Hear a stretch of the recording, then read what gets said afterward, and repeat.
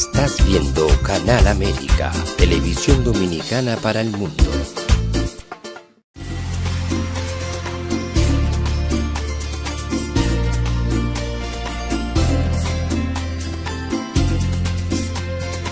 A Time for Truth show is sponsored by the Office of Dr. Bernard Fialkoff, a periodontal, dental implant and laser specialist in New York City, for over 40 years.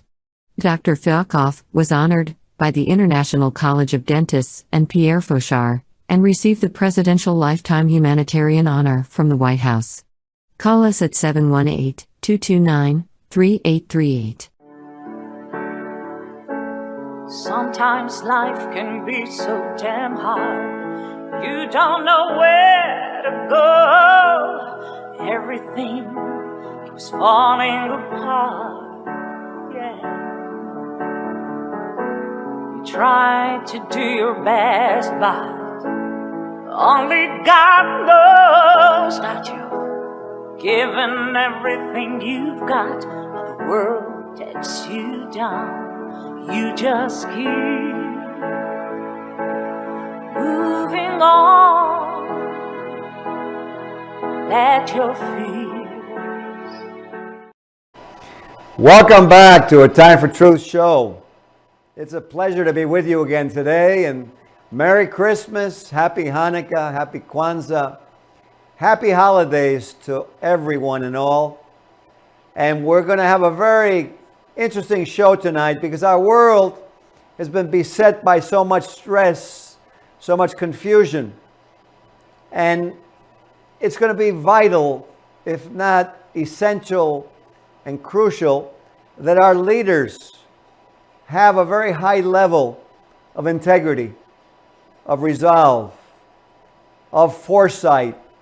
We can no longer live in the past, but we need to preserve our cultural past, our working knowledge, but move them forward using our technologies, but for the positive, the benefit of man. And tonight, we're very honored and we're very lucky to have one such leader with us, who is a very interesting man, and engineer Buddha. If we put him up on the screen, I want to introduce to our viewers Mr. Jude Ellie, MSCE, EMBA. There you see him. Mr. Ellie is an engineer, urbanist, negotiator, builder, leader, philanthropist, and Haitian presidential candidate. He strongly believes in improving the agricultural, infrastructure, housing, workforce development, and education sectors of his home country to stop the Haitian diaspora. As a humanity-centric engineer, he has spent his life designing, building, collaborating, and advocating for people's needs and wants. He holds a degree in engineering from Haiti GOC University, a graduate engineering course from Florida's FAU, a master's in science from New York Polytechnic Institute, an executive MBA from the State University of New York, and a PhD in political science from Sorbonne University. Jude initiated his diversified engineering project management career with Technica SA, a Haitian construction firm. He then accepted a 7-year position with Chevron Texaco in 1997 in his home country of Haiti, culminating in other companies across Haiti, St. Martin, and the greater French Caribbean. From 2004 to 2005, Mr. Ali developed relationship with USAID, MINUSTA, and Peace Corps. During Haiti's economic crisis, he immigrated to the United States and organized Urban Disaster Resilience Forum, promoting global solidarity for capacity building in disaster-vulnerable regions and challenges of metropolitan recovery and sustainable development, an international workforce, and workshop renewing Haiti's water system. Most recently, Jude has worked with the New York City Housing Authority, the New York City Department of Transportation, MTA, and the Long Island Railroad, MTA. He is a member of the American Society of Civil Engineering, the National Society of Black Engineers, the North American Society for Trenchless Technology, and Water Security Management Assessment Research and Technology. Over the last 15 years, Jude has participated in various philanthropic organizations, and specifically as president of Haitian Salesians of Don Bosco Past Pupils Worldwide and Rotary Club International. There you see him. Jude desires to reunite the Haitian diaspora back to its home, to rebuild his nations with freedom and prosperity. And there you see him again. He really loves many, many people, has so wide a breadth of cultural knowledge. And engineer Buddha, let's bring Jude Ellie up on the screen and bid him a warm A Time for True show welcome. There we are. Good evening, Dr. Yakov. It's such a pleasure to be with you tonight for your show, and say hi to Buddha as well, your technician. Very good. Well, it's a pleasure to have you. And, you know, there's so much we have to cover. I want to get right into it. And first, you know, what's important also, because for our viewers and for those young people looking to their career, to their future, what were your dreams as a young man? First question, first answer. Thank you, Mr. Yakov, again. When I was out, Haiti has always known its share of difficulties. So since I was a child, I always wished for a better Haiti, where my brothers and sisters Haitian would work together to bring social economic growth for Haiti. And I also wish to be a better person to be able to help my country. Now, I'm sharing the dream of my people. The dream of the youth of Haiti would like to have a better country, better future. The dream of the diaspora would love to go back in Haiti. So, when I was a child, I was very focused on how to bring hope, bring new technology for my country, and have a wonderful country.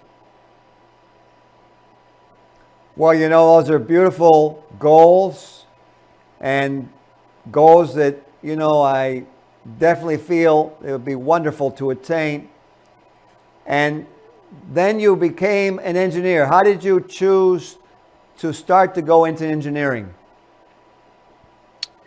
To tell you the truth, I always liked the idea of building something that no one built before.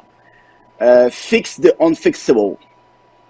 And I was concerned by the poorest condition of the world in Haiti and how to be part of the new construction system in my country. And also, as you know, engineering, mostly civil engineer, is a science. So I always, focus was always to be upfront and see how I can improve the construction system in Haiti, the transportation system, and see how I can help my people, my country. You know, that's so important. I visited Haiti a few times, and, you know, I was really very deeply hurt when I was there, because I saw that there were so many roads that were not paved. There were roads without street signs, without lights. And, you know, I felt very uncomfortable that so close to our country, this should be going on, and that it was existing, especially because I want to note one thing, is when I was there, as we were driving through these areas, I saw no police. But I want to make comment of something, that all the people were there, and there was no violence. The people were all communicating, getting along, and doing the best of what they could. So, you know, it's quite interesting that the resolve that I saw that and those trips when I was there. And so, you know, what I want to ask you, because I see that you've pursued extensive education and you have tremendous dedication and resolve to what you really want to accomplish. Why is it, so you can share this with the viewers, why do you feel it's important for those viewers out there, for those who want to accomplish something, that's important for them to pursue education? So what I can tell you, Dr. Yakov, more education one gets, more you will be able to give change, educated change in the world. In my specific area, urbanist, and being an urbanist, that's the tools that I think that will be able to help my country grow. Most important as well, it's not only the education, but the comportment is also important. And for my people in Haiti, specifically the youth, I encourage them to go to school, learn a degree, either technical school, to be able to be the hero of their country and all over the world. Why not? It's always good to get a very good education, go to school and learn the best you can to be a better person. You know, just a little light moment. My mother, a long time ago, was in high school. I was complaining to her that there were certain people in my class who just naturally were very intelligent, and that wasn't me. And I'm a Cuban-born American, so she said to me in some choice words in Spanish that the only thing I needed to do was to sit on my rear long enough, and I too would accomplish. So I want to acknowledge my mother Raquel, because of her I became the valedictorian of my dental school and have accomplished the things that I have in my life. And I want to acknowledge your parents, which I'm sure, what are their names, by the way? So my mother is Tenio. He passed years back, massive heart attack. And my mother Liz as well, she passed massive heart attack as well. And they are, let's say, 100% part of my education.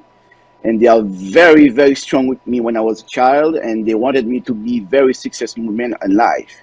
And so that's the time for me to address the kids now, the youths all over the world who listen to me, to watching your show now. It's very good to have a very good relationship with your parent. They've been there, they know better than you. So you have to follow the rules, the principle of your parents. Absolutely. You know, as the years have gone on, I've realized that. So I wholeheartedly agree with you. Buddha, let's get the video ready. And I'm going to ask Jude the next question, and we'll play his video. So I wanted to ask you, Jude, you work with Chevron Texaco, and those positions in the Caribbean, what did you feel that they led you to see, and what conclusions did you reach? Very good question, Dr. Yakov. I'll start with Texaco first as a project engineer. So that's helped me in a sense to know Haiti better in terms of, because I've been building gas stations in all over Haiti. And from project engineer, I became the excellence, like HENS manager for Texaco and Chevron Haiti. And that shows me that health, environment, and safety is very important for any agency. Engineer at Chevron Texaco at that time, that's allowed me to know, first of all aspects of construction in Haiti, in the south, the north of Haiti, and also knows technical how to build gas station and helping my people, the country in Haiti specifically, to know how to be more independent in terms of, let's say, construction and building sustainability development and in terms of petroleum company, gas station in Haiti. Very interesting. Buddha, let's put on his video before we go to your next question, Jude. So let's play that video. Here we go.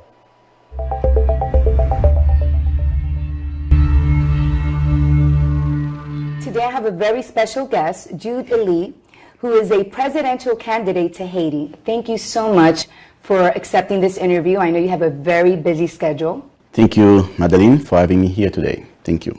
Absolutely. How do you feel today? Gorgeous, ready to work. Do you always feel this way? Always. Are you always positive? Positive-minded, always.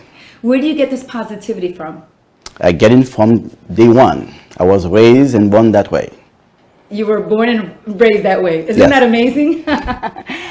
The first question that I want to ask you is, when did you decide that you wanted to become the president of Haiti? How does a person gain that type of confidence to say, hey, I can solve the problems of millions of people that live in a country? Good, Madeline. It's not I wake up one day and decided to be the next president of Haiti. I will wake up every day asking myself how I can help my country. I would wake up every single day wondering when and where we'll have the change in this. Very, very impressive. You know, I got to tell you, hearing you speak, definitely I see the president of Haiti and that Haiti is going to do very well. So I want to ask you a question, assuming already now you have that position.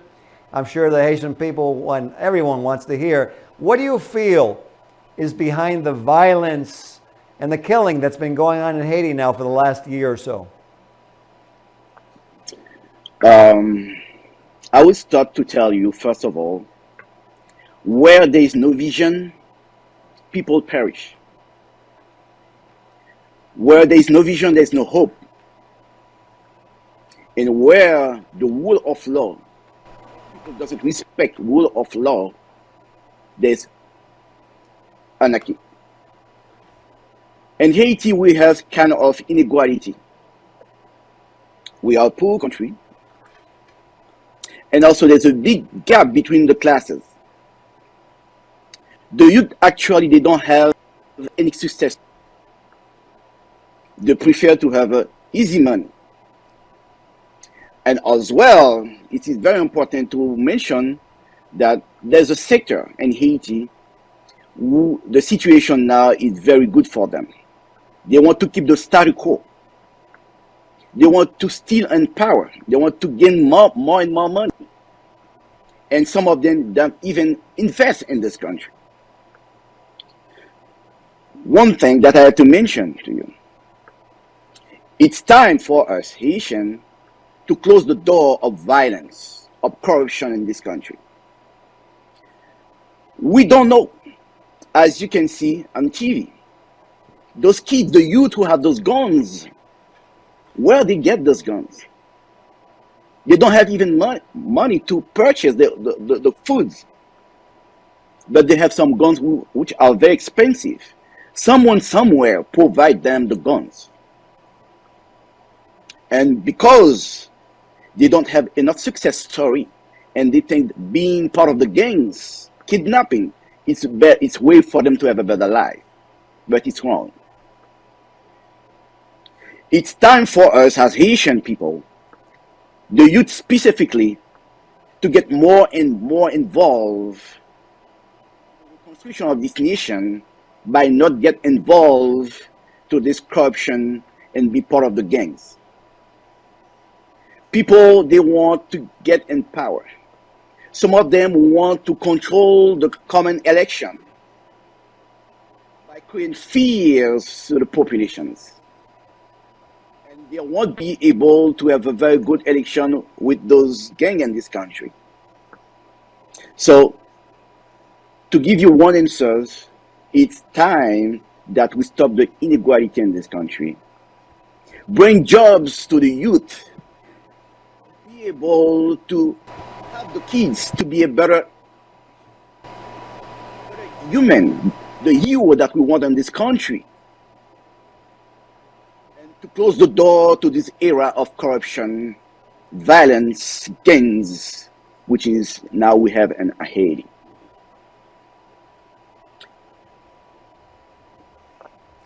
You know what? it's everything you've just said is really eye-opening because it's so true.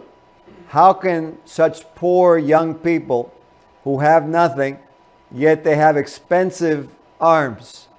And you know, this is a theme of a show that I'll be doing on a separate segment, that we need to take a look at what we're investing in. What wealth are we really accruing? Because if we're destroying our young people in our countries, what is the wealth in a piece of paper or a metal mean if we have nothing really, if we have no safety, if we have no freedom? Your words really touched home with me. You know, this makes this other question almost obvious the answer, but I want to ask you anyway. You know, why is it you feel so strongly about philanthropy and helping your fellow man? But as you know, the philanthropist is put yourself in at service of others. The more you get involved in the life of people, the more you will be able to have a better world. I'm a Rotarian and also the president of the past pupil of Don Bosco, Salesian. And the mentor of the Salesian mission is for the kids,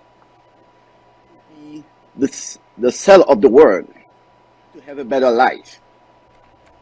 Myself, I've been Rotarian for like 25 years, and I've been involved in other countries to bring hope to the kids, to bring hope to the youth, and for them to have a better life. It's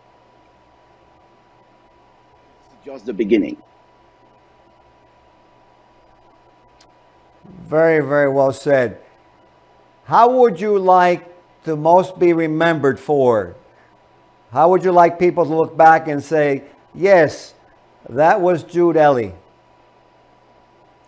I can say as a friend, brother, as a father for my Haitian brothers and sisters, the one who talked to their conscience, to be a better person, to be the hero for this nation. I would add as well to be the one that united Haiti.